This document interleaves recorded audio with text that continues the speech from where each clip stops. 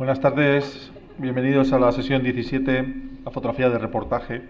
Es el tema que vamos a abordar hoy y junto con nuestro invitado Tino Soriano. Hemos estado bastante ocupados estas semanas atrás con el taller de macro para grabar el vídeo que veréis aquí en la emisión correspondiente. Ha sido un fin de semana muy intenso, con muchas orquídeas, muchas fotos para realizar, un sitio impresionante, el Sports de Tortosa. Después hemos estado en las ponencias de Asférico en Italia, muy cerquita de Venecia, del 20 al 22, con los premiados de este concurso. Veremos esta sesión la próxima semana con Martin Isenhauer, el presidente de la GDT, de la Asociación Alemana de Fotógrafos de Naturaleza, que tiene uno de los concursos más grandes en Europa de fotografía. Y luego tendremos algunas actividades importantes este mes de junio aquí, como la presentación de Gabriel Brau de su nuevo libro, que va a ser aquí en Alicante, el día 13, ya os informaremos cuando se acerque la fecha. La gala Fotocam del 17 al 19, que estará abierto a público y interesará que reservéis cuanto antes porque las plazas son bastante limitadas. Todavía no está ofertado. Luego el 22 de junio podemos vernos en Móstoles, una masterclass gratuita en la biblioteca de Móstoles.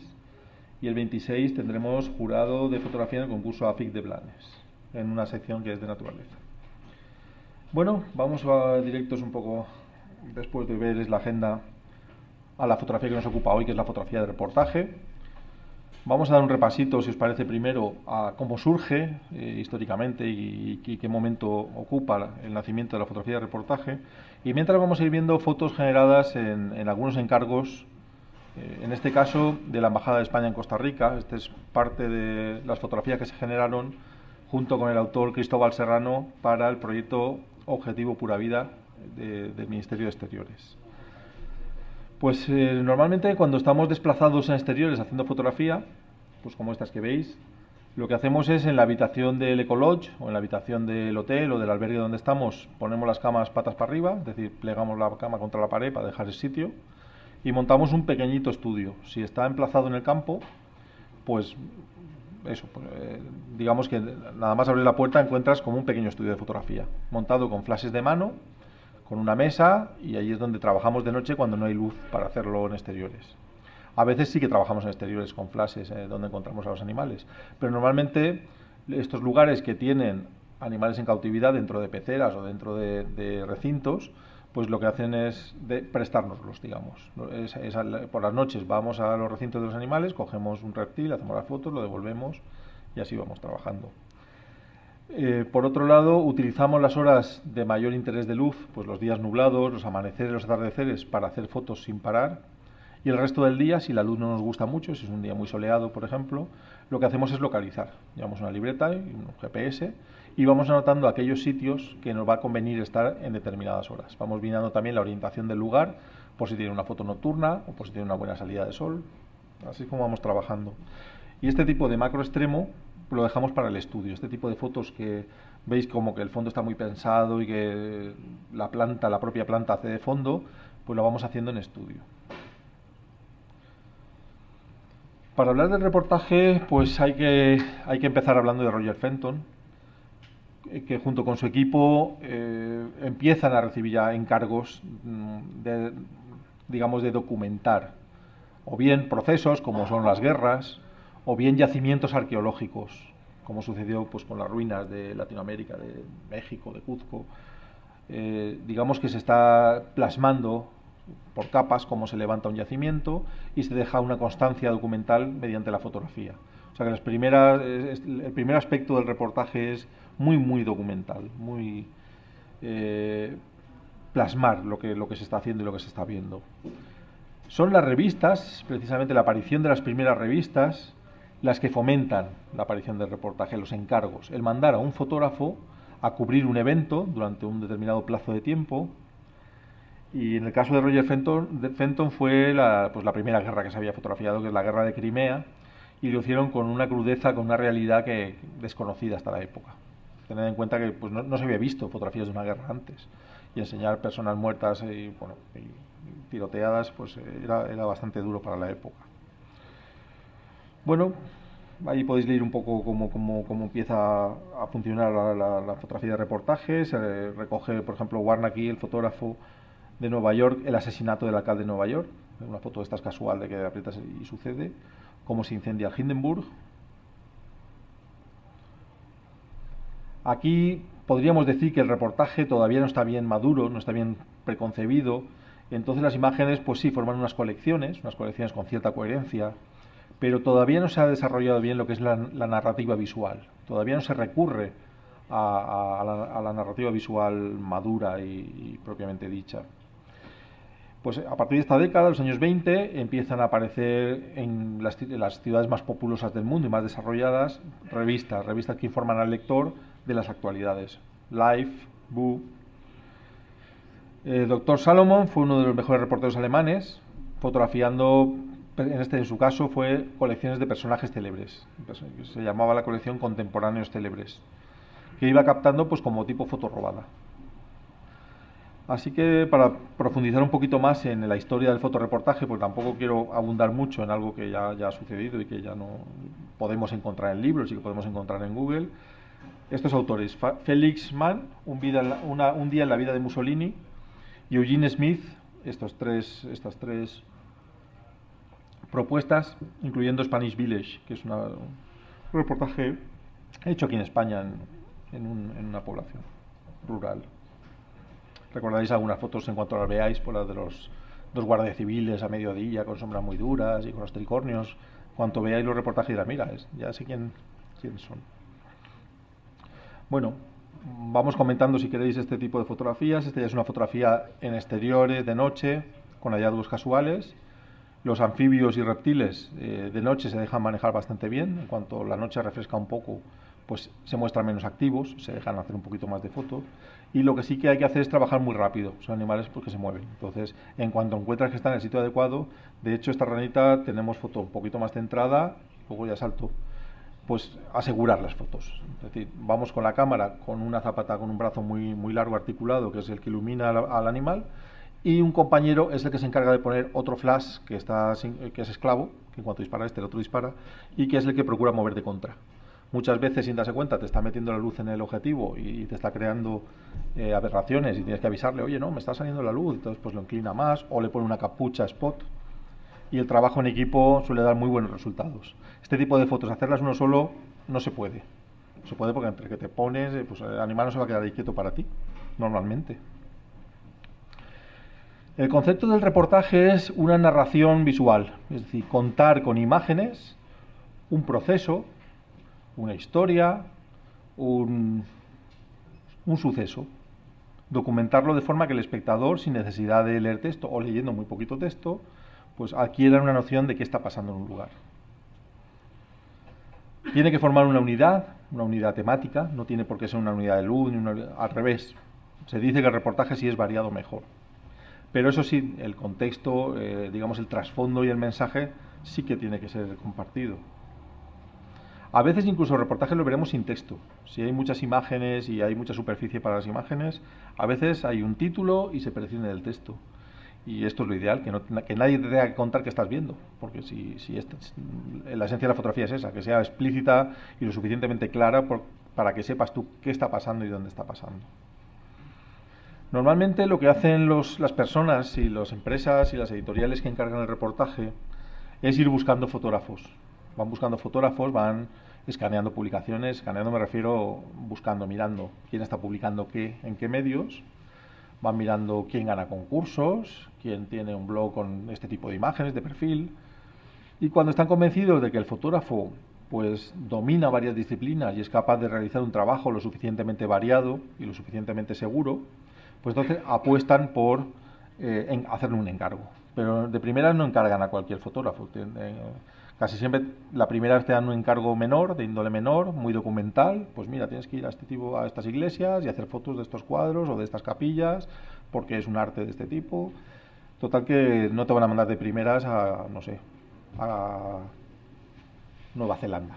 No, normalmente vas a ir a Albacete primero a hacer 2 iglesias en el campo para que vean cómo haces el románico y después te mandarán más lejos.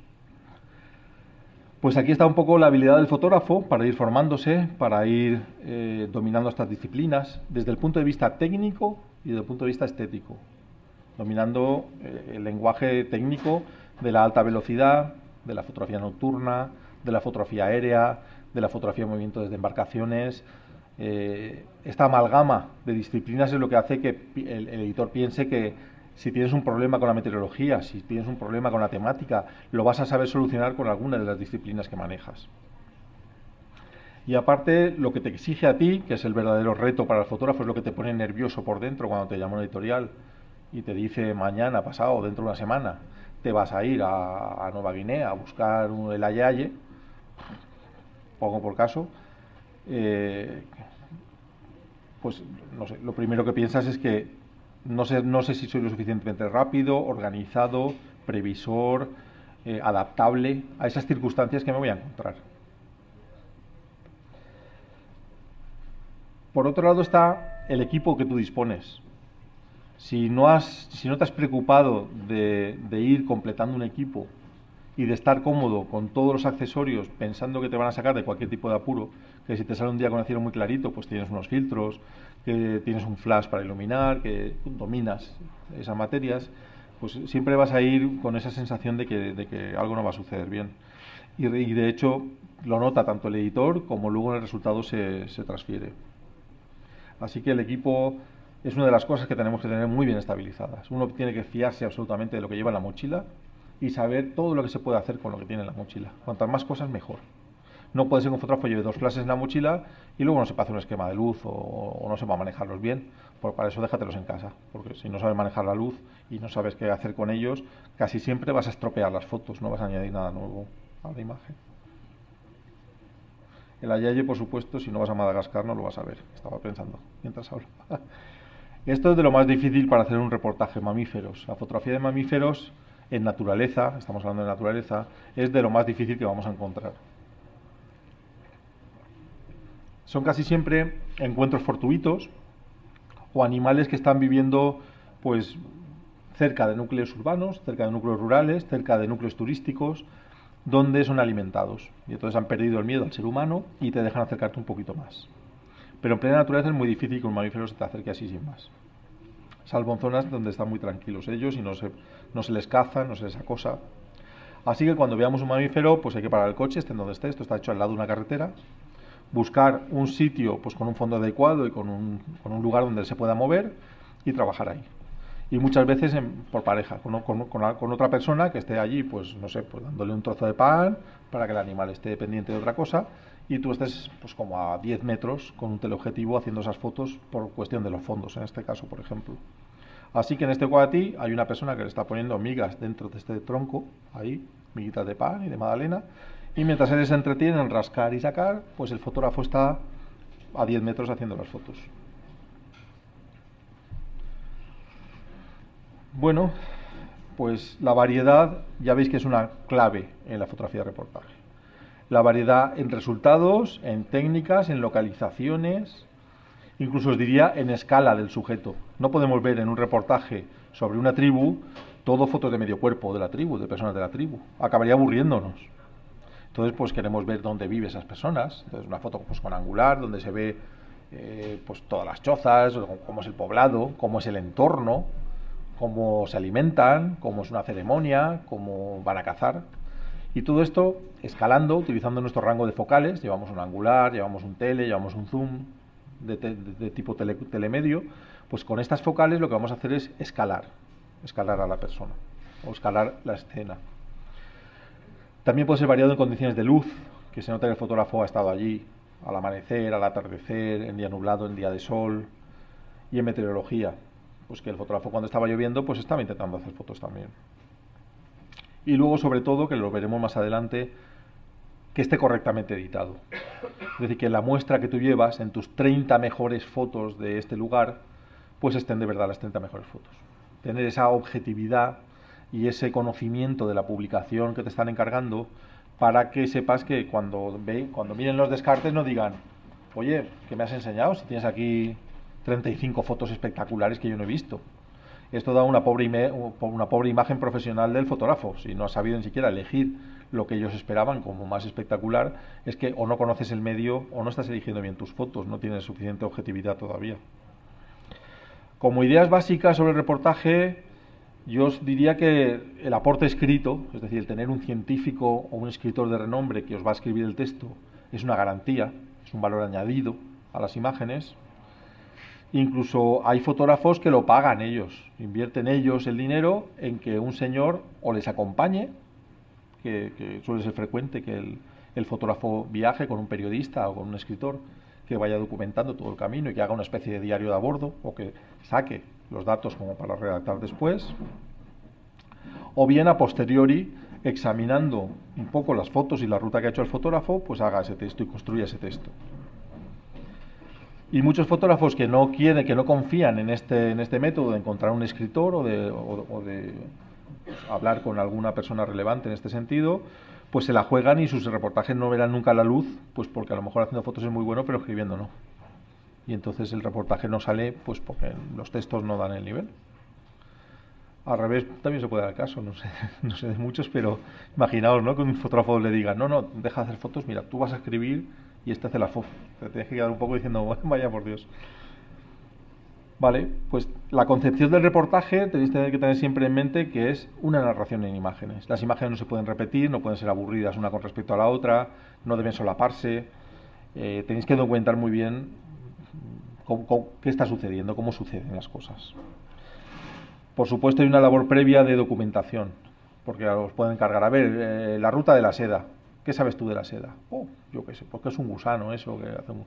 Bueno, pues tienes que profundizar muy bien qué es la seda, históricamente qué es la ruta de la seda, qué escritos existen, qué pues Marco Polo iba, bueno, cosas, porque cuando vayas allí, si no estás atento a estas cosas te las vas a perder, vas a ser ignorante de lo que tenías que haber fotografiado.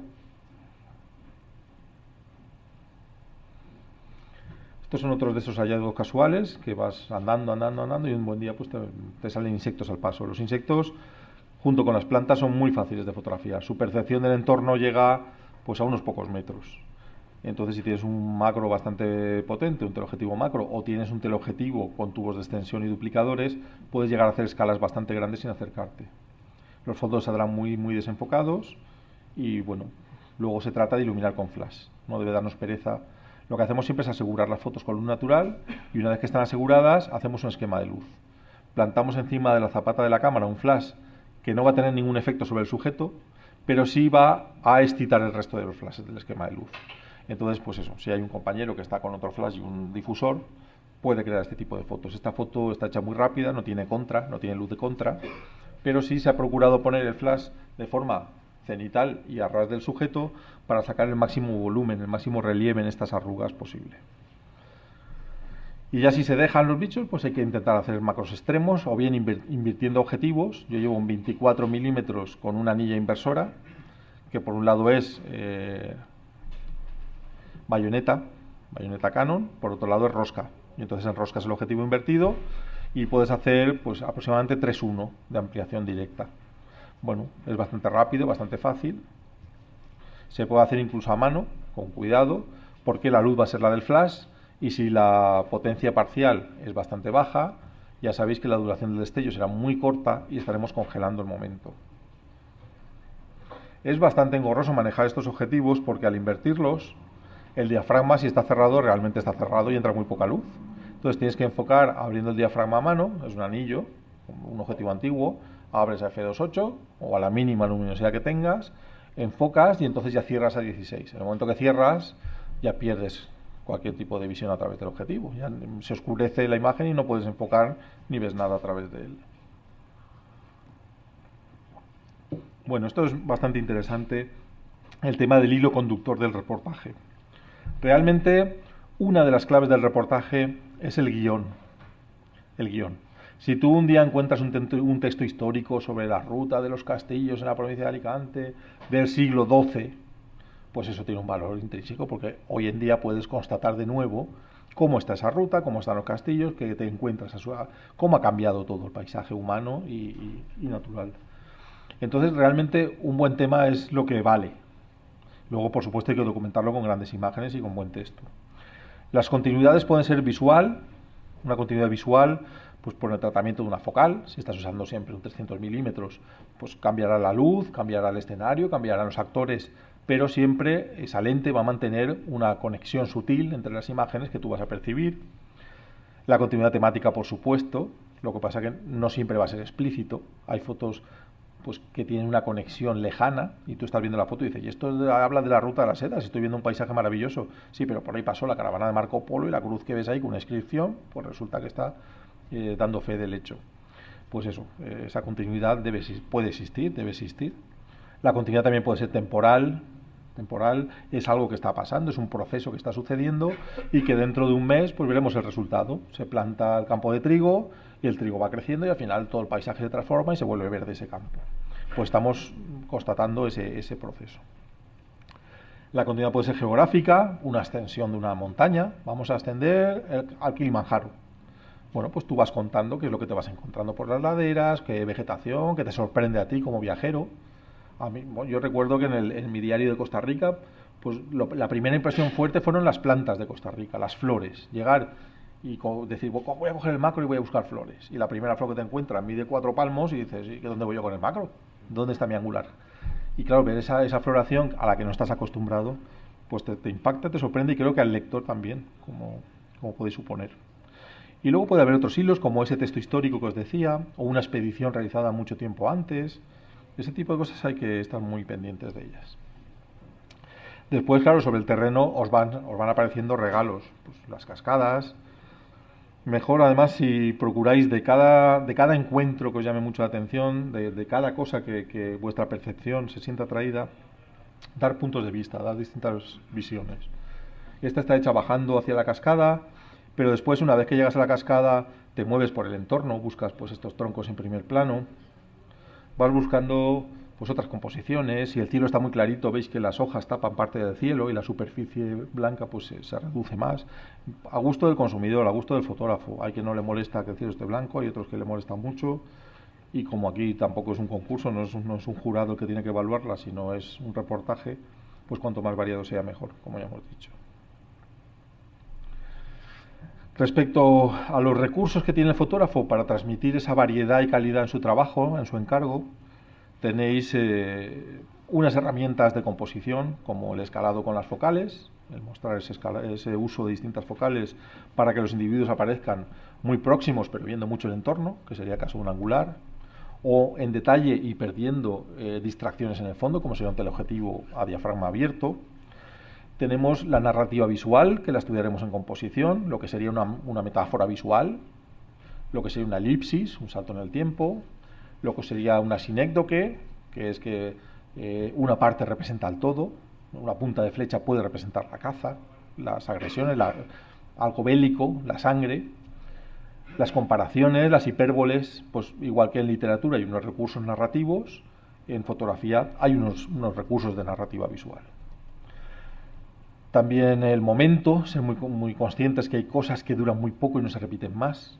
Hay situaciones, momentos biológicos de que ha florecido algo y a la semana siguiente ya no va a estar ahí y no va a florecer hasta el año siguiente.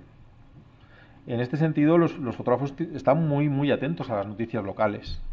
En Costa Rica, recuerdo, nos avisaron que habían capturado un jaguar. Han capturado un jaguar que se estaba comiendo una vaca y lo han metido en una jaula, pues vamos a verlo.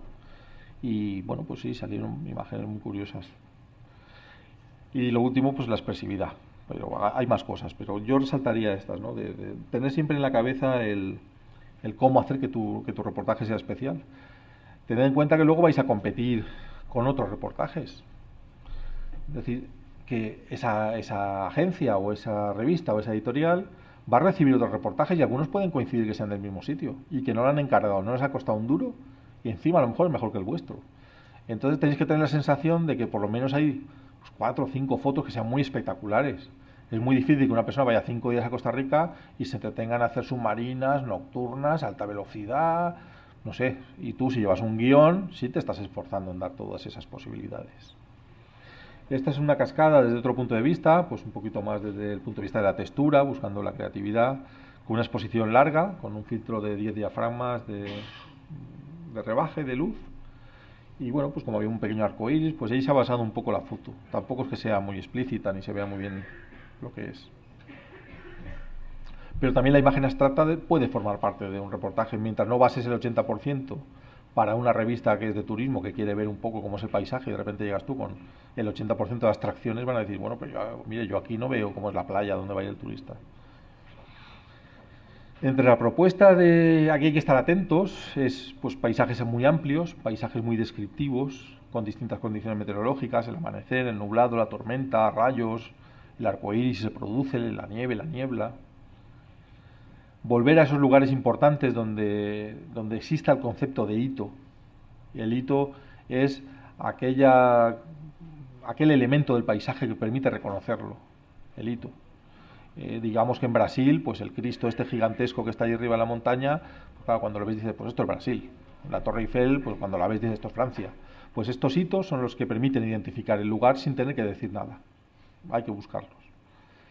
Las fotos de acción, las fotos de momento, si hay un volcán que erupciona, si estamos en determinada estación que es muy evidente, porque están las hojas amarillas o rojas en los árboles, si hay individuos que interactúan, haciendo algún tipo de comportamiento, pues de parada de display sexual o de reproductivo, o a veces son agrupaciones que hacen después de la reproducción con las crías y se montan unas manadas enormes. Bueno, pues plasmar el momento, digamos, que sería una buena idea. La reproducción de material histórico.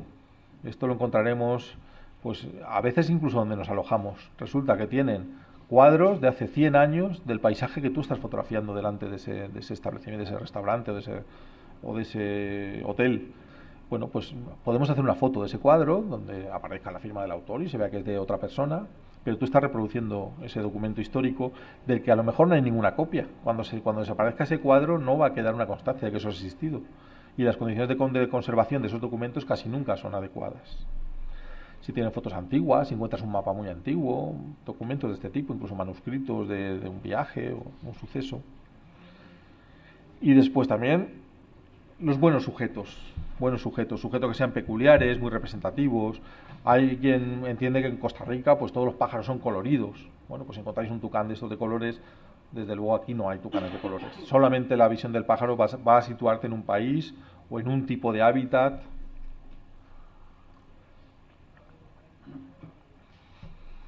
Y esto es algo que veremos en composición, y es que durante todo el día andando, buscando, desplazándoos en coche, en camioneta o en caballo, no vas a encontrar tantas cosas que te sorprendan. Las paradas son pocas, no está el mundo lleno de cosas preciosas y ojalá, pero no es así. Entonces cuando descubres que algo te ha gustado y cuando paras para fotografiarlo, la sensación que te tiene que quedar finalmente es que has agotado absolutamente todo lo que se podía hacer allí. Sí, has probado de todo, has puesto la luz tú, has modificado con un reflector, has intentado obtener absolutamente todo lo variado que se podía tener de ese lugar. Mirar para arriba, estás ahí fotografiando insectos y de repente miras para arriba y resulta que, bueno, pues que hay, pues no sé, como un espermatozoide, ¿no? Como un río, como una gran lombriz allí en el techo de la jungla, y te sorprende tanto como puedes estar sorprendente lo que hay debajo. Digamos que el reportaje es como un esfuerzo de observación, un esfuerzo de percepción, de ir buscando, de ir abstrayendo, de ir además empezando a pensar en los formatos en que tú te mueves. Me gusta mucho el formato cuadrado, pues ya vas buscando cosas que se adapten a ese formato y que vengan bien. Sobre todo en el reportaje, el reportaje tener en cuenta que es un concepto también muy profesional. El fotógrafo aficionado pues no recibe encargo, no está acostumbrado a que nadie te encargue nada, tú sales al campo por gusto o haces un viaje por gusto y no tienes una obligación de cumplir ni con mínimos ni con nada. Entonces vas muy relajado y vamos a pasarlo bien. Esto está bien. Pero aquellos que estáis en el proceso de llegar a algo más o de autoexigencia o de progresar y evolucionar, está muy bien que padezcáis o que os imaginéis cómo trabaja un profesional al cual le pueden dar unas ideas, le van a dar un plazo. Mira, tienes para estar 6 días en Costa Rica. Y necesitamos 1000 imágenes muy variadas de todos los bichos, plantas, tal, que plasmen la biodiversidad que hay allí. Bueno, pues esto es otro concepto. Normalmente no trabajamos así o no pensamos así. Pero donde más nos vamos a sorprender de la diferencia de lo que hemos hecho hasta ahora es en el guión. Nadie ha fotografiado con guión. Yo por lo menos cuando era aficionado, pues no salía al campo con una libreta y una lista de cosas. Nunca. O sea, al campo a ver qué te encuentras. Pues el guión es importante porque es algo que te marca ya unos mínimos, que te da ya una preconcepción de qué estás buscando. Está muy bien porque ya te marca un título, y a veces estás haciendo la foto y dices, ostras, esta es la foto del título. Estamos hablando de caminos de hierro, estamos hablando de no sé qué, de hoteles en el mar, y esta foto está resumiendo perfectamente toda la idea del título. Ya tienes la portada, ya tienes la entrada del reportaje. Y esto saberlo en el momento de la foto viene de lujo, porque ya te esfuerzas ahí más, gastas más tiempo, vuelves si hace falta para reforzar esa idea y al final acabas haciendo la mejor portada que se podía hacer. También si te has planteado pues qué páginas dobles necesitas o qué es aquello que es tan importante que necesita una página doble, pues a la hora de componer pues ya no centras ahí ningún eje que vaya a cortar la doble página. Entonces es muy importante el tema del guión. Digamos que lo que haces es marcarte unos mínimos para superarlos luego con lo que te vas encontrando. Normalmente se hace muy genérico, el guión se hace genérico y casi siempre lo acabas haciendo concreto tú.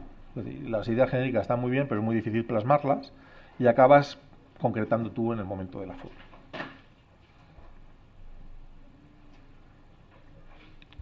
Pues en Costa Rica, pues eso es un país muy verde, donde llueve, y si llueve pues hay riachuelos. La idea del agua, el agua tiene que aparecer en un reportaje de Costa Rica. Entonces vas especialmente atento y si no sucede, si ves que está acabando el viaje y dices al guía, oiga, no hemos pasado por ningún río. Ah, no, no, estamos en la parte de la montaña donde no hay ríos. Oh. ¿Y cuál es el más cercano? Pues este, pues vamos a verlo, yo necesito agua, oiga, y no ha llovido y necesito plasmar la idea del agua. Esto es el guión. Realmente hay unas cosas necesarias para contar la historia. Hace muchos años, hace, pues no sé, como 8 o 10 años, yo me acuerdo que a mí las fotos que me gustaban no tenían personas dentro. A mí me gustaba ver los paisajes y decir, oh, qué bonito es. Y ahí no llega nadie, porque fíjate, no sale nadie. Claro, hay un tío que es el que hace la foto, pero como no lo ves, pues la sensación de natural y de que te embarga aquello, pues era mayor. Y a partir de eso, de hace 10 años así, pues ya en las notas de pedido recibíamos, si es posible que se vea una persona en la foto. Y tengo que estropear yo la foto metiendo a alguien, pero esto cómo es. Esto ha ido a más. Va a ser muy difícil que veáis fotos por ahí de viajes en las que no salgan personas. Lo piden. A veces te dicen, hombre,